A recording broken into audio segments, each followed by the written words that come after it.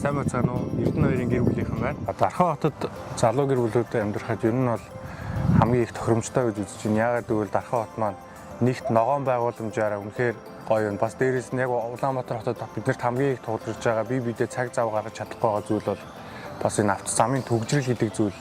Энэ зүйл үнэхээр Дархан хотод алга. Тийм болохоор ажил маань ч гэсэн өдөрт яг бүтээ гэсэн бүх ажлаа амжуулж чадчихээн. Дээрээс нь барилга, байгууламж үнэхээр залуу гэр бүл тохирсон. Дээрээс нь зохион байгуул цайтай. Тэр нь үнэхээр надад таалагдчихэ. Ер нь бол яг бит хоёр шилжиж ирээд ерөөдөө засгийн газраас хэрэгжүүлж байгаа 20-50 хөтөлбөрийн дагуу одоо хөдөө орнотод суурьж байгаа хүмүүс бас нойлох 1.3% ипотекийн зээлд хамрагдах боломжтой гэдгийг бас мэдсэн. Тэгээ мэдээд ирээд банкнд одоо материалаа бүрдүүлээд тийм ер нь хамгийн түрүүнд материалаа бүрдүүлснээр яг нийгмийн даатгал төлж байгаа нь ашигтай байна гэдгийг бас ойлгож авсан. Бид нар чинь сард одоо байрны түрээсийн мөнгө өгөхөд ипотекийн зээлд хамрагдсан мөнгөтэй дүүцүүс мөнгө өгж байгаа. Тийм болохоор бид нар нийгмийн даатгалаа төлөөд энэ нэг том боломжийг бол харуулаас үнэхээр гой санагдаж байна. Хүмүүс нийгмийн даатгал төлснөөр ер нь яг ямар хэрэгтэй юм бэ? Одоо төлөөд яах юм? Бас цалингаа шууд авчиг гэл энэ дээр би амар эсрэг байр суурьтай байгаа л да. Яг одоо нийгмийн даатгал төлөөж явж байсан зүг гэж би бол харж байгаа.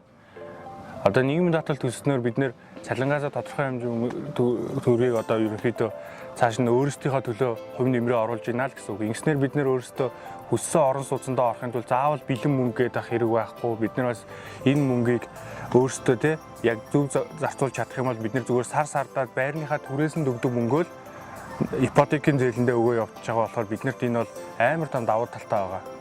За дээрэс нь одоо эрүүл мэндийн үйлчлэгээ авахын тулд бас бид нэр одоо хөнгөлөлттэй үнээр авчиж чинь жишээ нь би өөрөө тамирчин хүн сая ингээл бэртэл гэмтлээс болоод эмнэлгийн байгууламжаар явхад чаа өмнө чинь би хаглаа маглаа гэж орж явахад өндөр мөнгөөр орж исэн бол одоо нийгмийн даатгал төлснөөрөө би бас эрүүл мэндийн даатгалаа төлснөөрөө би одоо хөнгөлөлттэй үнээр ордог ч юм уу. Ер нь бол тэгэхээр энэ бол биднэрт бол залуу гэр бүлжилтгүү одоо нийгмийн даатгал төлдөг бүх хүмүүст амар том боломж нэгдэж байгаа гэж би бол харж байгаа. Өмнө нь нэг байгууллагад ажиллаж байхад нэг яг байгууллага нь өртөө байгаа тохиолдолд ямар нэг төлөмж авах боломжгүй байгаад байсан баггүй юу.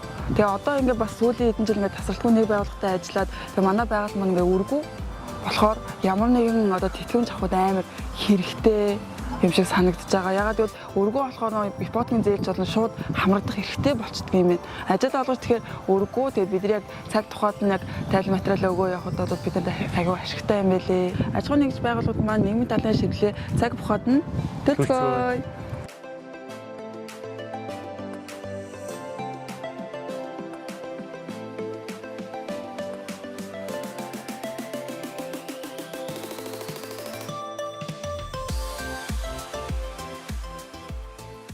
Ажил олгогчдоо нийгмийн даатгалын шимтгэлээ хуулийн хугацаанд нь төлснөөр танаа байгууллагын үнэт зүйл болох ажилтан албан хаагчдын нийгмийн баталгаа хангагдаж тэтгэврөө тэтгэмж авах, эрүүл мэндийн тусламж үйлчилгээ, банкны зээлийн үйлчилгээг чирэгдэлгүй шуурхай авах боломж бүрдэнэ.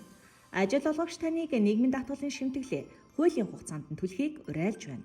Хариуцлагатай ажил олгогч танд баярлалаа.